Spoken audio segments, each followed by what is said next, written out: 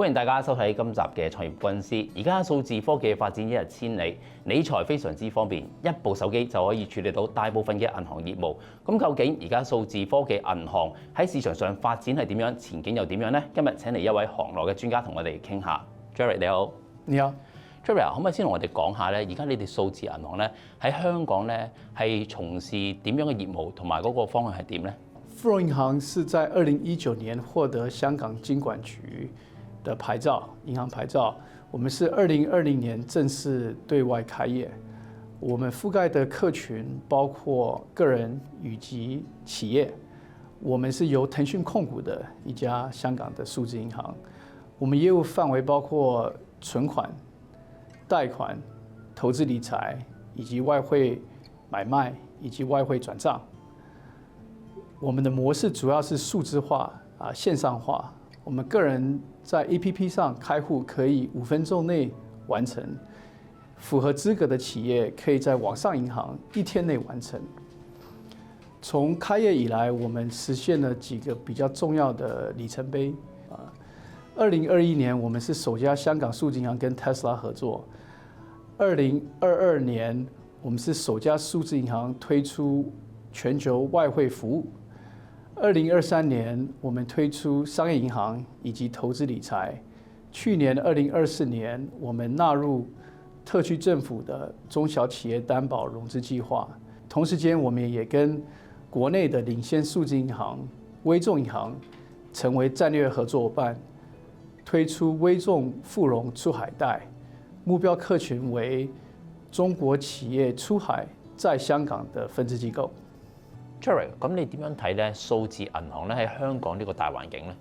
現在香港有8家數字銀行，8家都成立大概5-6年了。我相信每一家都已經找到他們的自己的獨特定位跟發展模式。同時間，基於香港銀行公會最新的調研報告，我們也可以看到，不管是大眾或者是企業老闆，都對數字銀行有逐年的信心提升。咁你哋銀行咧嘅核心優勢咧，又喺邊方面咧？這個是一個很好的問題。香港的銀行業是非常成熟，競爭也比較激烈。對於富榮銀行來講，我們的核心競爭優勢是我們的主要股東騰訊以及騰訊的生態。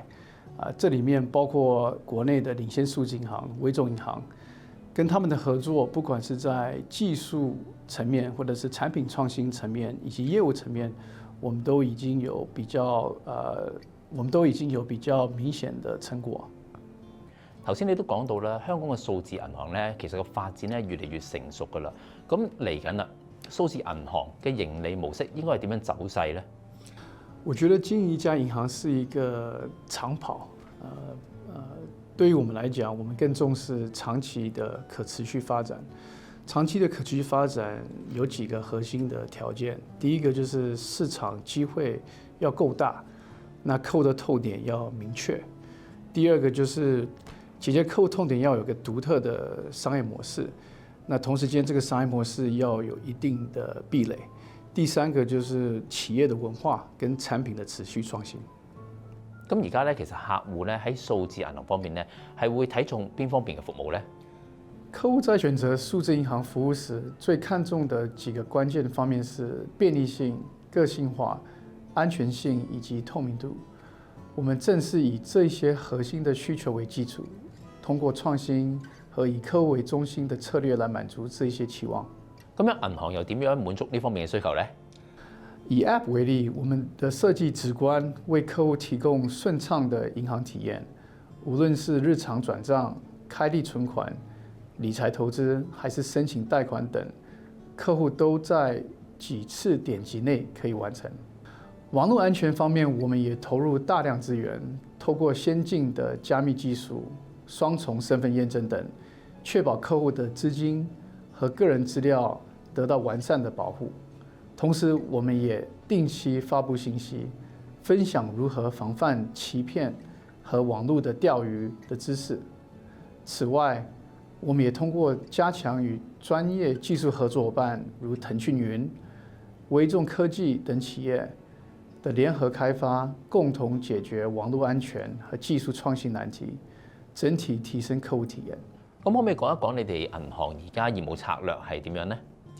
商業銀行業務是我們的戰略重點，我們聚焦服務香港本地中小企業和內地中小企業在港的分支機構，滿足他們的金融服務需求，並致力成為中小企業出海的香港首選銀行。首先，關於本地中小企業，他們是香港實體經濟的重要組成部分，但往往在融資方面面臨不少困難，例如要提交大量文件供金融機構審批，但中小企業人手有限，文件記錄難免有錯漏，導致整個審批時間可能會長達好幾個月。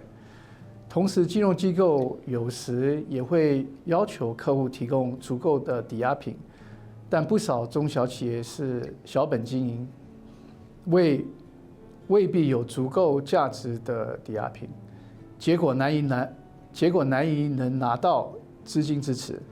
為此，我們為本地中小企業推出無需抵押品的大額商業分期貸款，解決融資難的問題。其次，對於內地中小企業的在港分支機構，隨着經貿環境的改變，其對拓展海外市場有更迫切的需求。在大灣區進一步融合的背景下，他們普遍以香港作為首選出海地。特區政府在最新一份施政報告中也提出成立內地企業出海專班，也印證了在企業出海方面蘊藏着大量機遇。但我們也觀察到內地中小企業在港分支機構正面對開戶難、開戶慢，無法在港獲取融資，匯款時效性差等痛點。就算他們在內地的母公司具備足夠的信貸記錄及抵押品，這些材料仍比較難直接轉化為本地香港融資機構審批的依據，所以能批出融資相對不容易。針對以上痛點，我們與微眾銀行聯合推出微眾富融出海貸服務，而且為客戶配備專屬的客戶經理，讓他們申請融資過程更加方便，也有更大財政彈性，把握業務發展機遇。另外咧，咁區塊鏈同 AI 人工智能咧，而家都廣泛運用啦。對於你哋數字銀行呢方面咧，其實咧有邊方面嘅影響呢？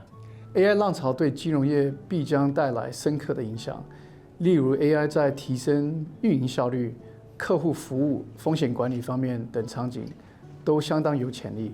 我們陸續將 AI 引入銀行的日常運作，以提高內部作業效率，並加強客戶體驗。比如說貸款申請環節，我們正研究在客戶授權下，利用 AI 更有效地抓取與分析多個外部資料，以加速貸款審核。另外，客戶現在已可以在 APP 與我們的 Chatbot 智能客服溝通，以獲取銀行最新資訊。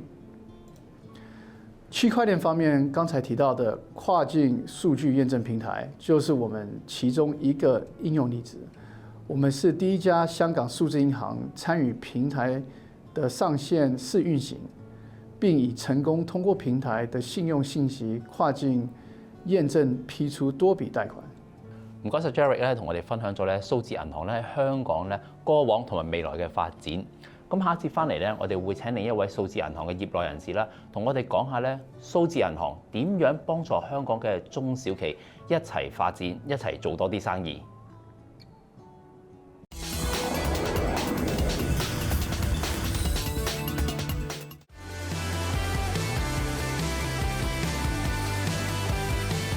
歡迎翻到嚟創業軍師嘅時間。中小企咧係香港嘅經濟重要嘅一環，面對而家咧經濟同埋營商環境上咧充滿唔同嘅挑戰。咁數字銀行呢方面點樣可以同中小企一同發展呢？我哋今日又請嚟一位行內人士 Andy 同我哋分享下啦。Andy 你好。 Hello 阿天。係啦，頭先都講到啦，其實咧，我知道你哋銀行咧對中小企咧有多唔同嘅支援嘅，尤其喺而家即係中小企啦，都比較面臨一個嚴峻少少嘅經營環境啦。咁你哋銀行咧會提供邊類型嘅金融服務或者產品咧，係去可以即係幫助到中小企做生意咧？多謝天你問題。首先咧，我哋聚焦服務兩類嘅中小企嘅，第一當然係本地香港嘅中小企啦。咁啊，基於現行嘅市況咧，大家都知道經濟不容樂觀啦，消費模式改變啦，地緣政治緊張啦，所以對中小企嚟講，其實呢個係一個挑戰，但係亦都可能同時係一個機遇。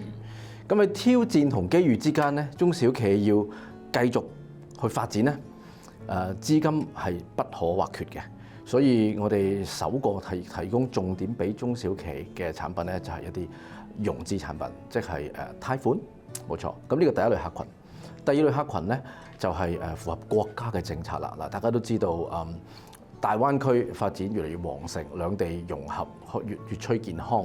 咁我哋亦都見到喺過去呢10年間，一啲內地嘅商家老闆，佢哋透過香港作為跳板走出去嘅比例係越嚟越多嘅。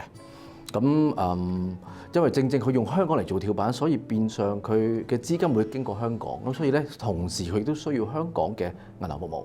咁所以我哋銀行希望可以輔助呢一班客戶喺銀行產品上幫到佢哋。咁除咗啲基礎嘅開戶啊，我哋喺融資方面亦都設計咗一隻產品，係可以好到位咁支持到佢哋。咁你哋又點樣咧可以喺一個即係貸款嘅申請同埋審批上咧，做一個簡化嘅流程咧，令到中小企即係有需要嘅時候就可以快啲就有資金去動用咧？啱啊，天地成日你講咗句我哋行內經常講嘅説話，現金流就等於人體嘅血液流。好多時中小企健唔健康咧，唔係取決於佢個身體有幾龐大啊，佢你嘅血液流通健唔健康。咁企業營商都係㗎，你規模再大，如果你資金鏈斷裂嘅話咧，係好危險嘅，輕則缺氧，重則可能無法經營。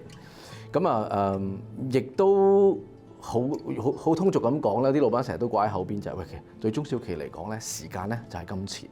所以如果能夠幫到中小企慳時間咧，其實可能好過幫佢慳利息。所以我哋喺設計個產品流程上咧，我哋已經特意將大部分嘅流程由以往較傳統嘅一啲紙質化變為線上化。例如申請銀行開戶或者貸款，好多時都要填表格啦。提供一啲附件文件啦，銀行先可以進行開戶或者貸款嘅審批。若果成功批入貸款之後，要簽合同、簽擔保，其實亦都係紙質嘅。咁為咗可以幫老闆節省時間，係填表或者去簽名咧，我哋將頭先剛才講嘅流程咧，全部已經可以係線上化，透過網上嘅輸入啦、上傳啦，同埋手機 App 嘅個人認證啦，就可以完成剛才頭先講嘅由申請去到批核，去到放款嘅全流程。咁講到咧流程上咧做唔同嘅審批咧可以簡化咗啦。咁再問落去咧就係你哋銀行咧點樣可以為中小企咧去提供更加多靈活嘅一啲融資服務或者產品咧？我哋嘅產品咧有一個3無嘅特徵嘅。第一係無需抵押品，即係話客戶唔需要攞佢嘅資產出嚟抵押俾銀行就可以攞到貸款。第二係無需財務報表，因為財務報表點解我哋會刻意免除佢？第一，財務報表係需要時間去做，個客戶未必喺佢融資嗰一刻就準備好最更新嘅財務報表。咁第二，有時1年嘅財務報表係唔足夠銀行睇，要提供2年至3年。咁第三咧，我哋亦都係無需手續費嘅。咁呢個係好明顯，我哋銀行願意提供優惠去俾到中小企留多啲資金俾佢哋去做生意。咁另外咧，其實我哋喺產品設計上咧，有出咗2個比較明顯幫助到中小企嘅產品去服務2類嘅客群嘅。第一個咧，我哋叫做365。3嘅意思係企業成立3年，6嘅意思係只需要提供6個月嘅銀行月結單，即係唔需要財務報表。5嘅意思係高達貸款金額港幣500萬嘅。咁啊呢個產品咧嘅好處就係你頭先都聽到，重點係睇6個月嘅銀行月結單，咁就免除咗客戶提供其他文件，包括財務報表，咁就慳咗時間咧，亦都等於慳咗金錢啦，流程會快咗、彈性咗嘅。咁其實咧365呢個產品咧，經過1年多嘅應用啦嚇，其實我哋已經將金額進化到去1800萬嘅港紙㗎啦。OK， 咁呢個係第一個產品。咁第二個產品咧就服務嘅重點係一啲內地嘅商家，佢哋嘅香港公司如何獲得融資。咁呢個產品咧叫做微眾富融出海貸。咁啊，顧名思義，聽到出海2個字就係知道用嚟扶持一啲企業，佢係做出口嘅業務嘅。咁同樣客戶係三無嘅，佢唔需要提供抵押品啦，唔需要財務報表，亦都唔需要俾手續費。我哋用翻6個月嘅流水，係可以審批到貸款俾一啲內地嘅商家，佢哋香港嘅公司去借錢咁。咁而呢個彈性咧，對比起一般嘅情況咧，因為呢班企業咧，無論係公司嘅層面，或者係個人層面咧，因為佢哋本身喺香港冇資產啦，甚至乎個老闆佢唔係香港人，冇香港身份證，咁變咗無論個人徵信或者企業徵信，都係一個白戶嚟嘅。咁一個白戶咧喺銀行做信貸立場咧，係審批係非常困難嘅。咁我哋體現到明白到呢個痛點，所以我哋係刻意去設計咗呢個產品去解決呢一個問題。你啱啱講到出海啦，我諗作為中小企老闆咧，當然除咗想做香港本地生意之外咧，更加希望可以做到外地同埋內地嘅生意。咁如果要做唔同地方、唔同國家嘅生意咧，一定涉及到就係支付嘅問題啦。喺跨境支付上邊咧，你哋又點樣協助到中小企咧？Yeah， 講得好啱。嗱，首先你要做支付咧，就先兌換翻個合適嘅外幣先。咁啊，我哋銀行提供3種主流嘅貨幣，包括港幣、美金同埋人民幣。咁當你兌換到一個合適嘅貨幣之後咧，你就需要將資金匯出去啦。咁啊嗱。有2個情況，一就係你本地嘅流通啦，咁可以係 FPS 啦，可以係 Checks 啦，咁港紙、美金、人民幣都做到啦。咁另外要牽涉到跨境啦，咁跨境支付咧，我哋全球嘅國家都可以做到嘅。咁重點係個費用啊，因為跨境支付去唔同國家個收費的確係都好大差異。咁但係我哋銀行嘅收費咧就一口價，所有出金咧個收費每一筆咧都係只係收取港紙50蚊嘅啫。咁同市場比較咧，呢個收費係相當有競爭性嘅。另外咧，政府咧都有唔同嘅政策啦，或者措施啦，去輔助中小企啦。你哋又點樣配合政府呢個方向咧，令到中小企咧可以即係更加暢順咁即係正常運作咧？